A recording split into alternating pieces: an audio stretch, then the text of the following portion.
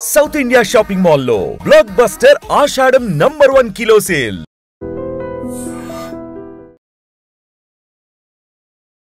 పార్వతీపురం మన్యం జిల్లాలో దారుణం జరిగింది. ఓ యువకుడి హత్య తీవ్ర కలకలం రేపుతోంది.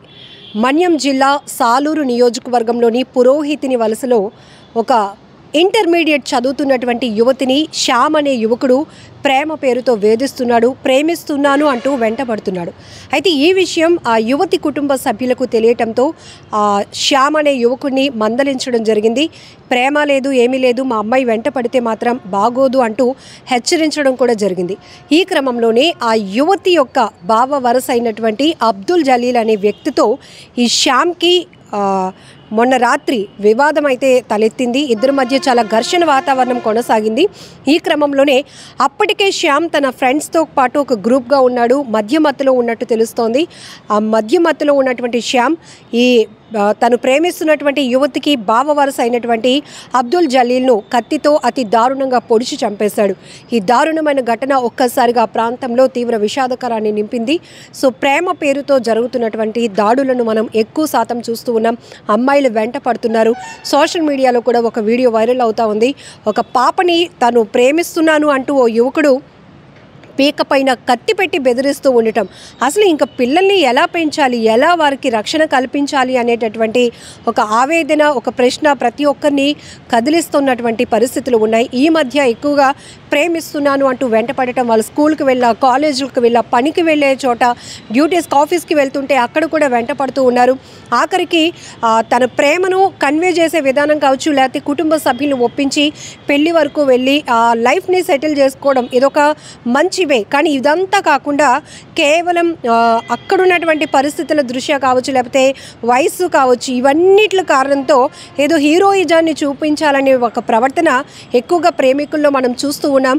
ఆ అమ్మాయిని ఎలాగైనా బలవంతం పెట్టైనా కూడా తన దారికి తెచ్చుకోవాలనేటటువంటి ఒక కాన్సెప్ట్తో ఏకంగా ప్రేమ పేరుతో జరుగుతున్నటువంటి దాడులు అధికమవుతున్నాయి. ఈ క్రమంలోనే ప్రేమించినటువంటి అమ్మాయి జోలికి పోవద్దు, మా కూతురు జోలికి పోవద్దు అంటూ కుటుంబ సభ్యులు, బంధువులు కూడా అబ్బాయిని హెచ్చరించడంతో దాన్ని కక్ష పెట్టుకున్నటువంటి ఆ వ్యక్తి ఆ అమ్మాయికి బావ వరస అయినటువంటి అబ్దుల్తో అయితే వివాదం రేగింది. ఇద్దరి మధ్య చాలా పెద్ద డిస్కషన్ నడిచింది. ఆ వివాదం నేపథ్యంలోనే కత్తితో అతి దారుణంగా పొడిచి చంపేశాడు ఈ శ్యామ్ అనే వ్యక్తి. ఇప్పుడు పోలీసులు అయితే కనుక యువకుడిని శ్యామ్ని అదుపులోనికి తీసుకొని కేసునైతే దర్యాప్తు కొనసాగిస్తున్నారు. అలానే ఈ ఒక్కసారిగా ఈ ఘటన ఆ ప్రాంతంలో తీవ్ర విషాదాన్ని నింపిందని చెప్పుకోవచ్చు.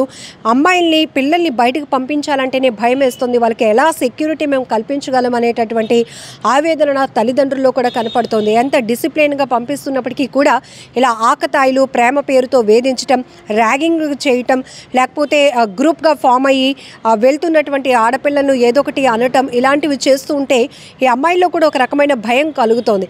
ఇంకొకటి అంటే ఇక్కడ ఎవరిని మనం సమర్థించుకుని రావటం లేదు, కానీ ప్రేమ పేరుతో ఈవెన్ ప్రేమించిన అబ్బాయి కోసం ప్లాన్లు వేసి తల్లిని, తండ్రిని, అక్కల్ని కూడా చంపేసే నేర ప్రవృత్తి చాలా వరకు పెరుగుతోంది.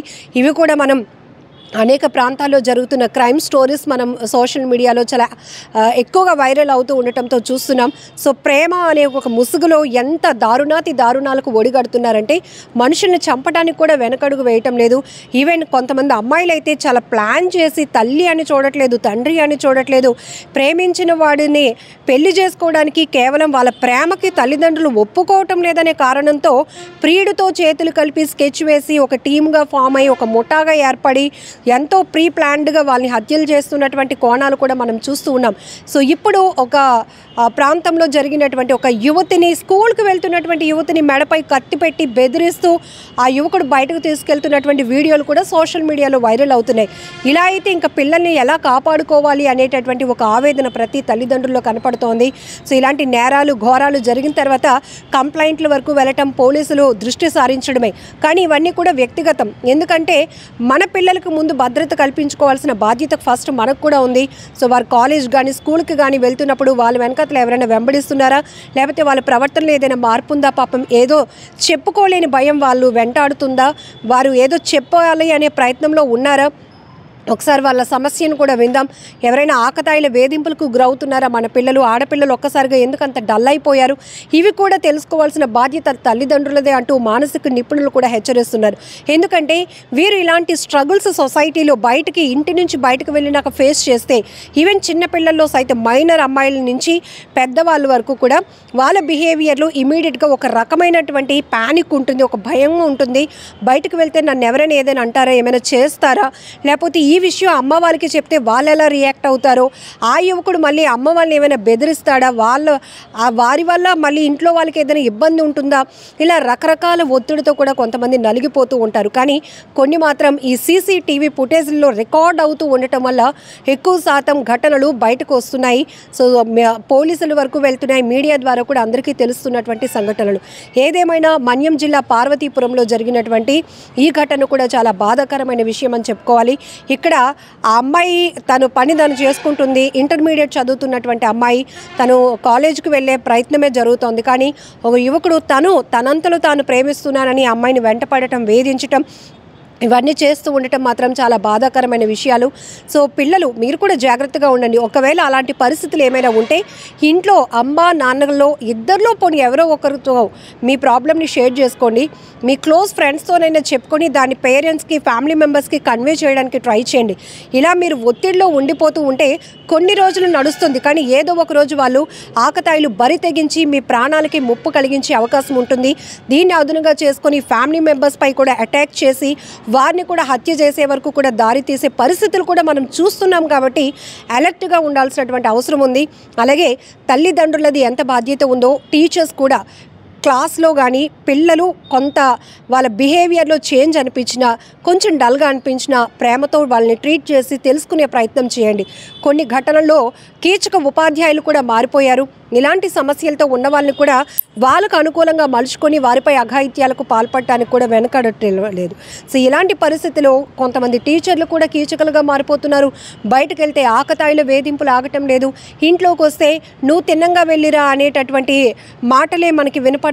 కానీ ఒకవేళ వాళ్ళకి ఎలాంటి సెక్యూరిటీ కల్పించాలి, ఒకవేళ తమ పిల్లలు ఈ రకమైన వేధింపులకు, ప్రేమ వేధింపులకు గురైతే దాన్ని ఎలా పాజిటివ్ వేలో ట్రీట్ చేయాలి, దాన్ని ఎలా సున్నితంగా ఆ అంశాన్ని క్లోజ్ చేయాలి అనే విషయం కూడా కొంతమందికి తెలియట్లేదు. చాలా అగ్రెసివ్గా వెళుతూ ఉండటం వల్ల కక్షలు పెంచుకుంటున్నారు, హత్యలు చేయడానికి కూడా వెనకటం లేదు.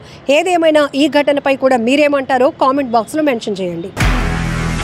నిజంగా ప్రస్తుతం ఉన్నటువంటి సమాజం దేనికి ప్రయారిటీ ఇస్తుంది? ఆర్థిక సంబంధాల చుట్టూ మాత్రమే తిరుగుతుంది. మళ్ళీ ఎన్నికలంగానే చాలా విరక్తి కలుగుతాను. మంచి అనిపిస్తుంది కదా, లేడీస్ కూడా ఛాలెంజింగ్ జాబ్స్ చేసినప్పుడు చాలా బాగుంటది. ట్రాఫిక్ అసిస్టెంట్స్ గా నియమించిన ట్రాన్స్జెండర్స్ అందరితో సాల్యూట్ చేయించుకుంటున్నారు. ఫుడ్ డెలివరీ ఇవ్వటానికి వెళ్ళినటువంటి డెలివరీ బాయ్ అనిల్ పై కళ్ళ ముందు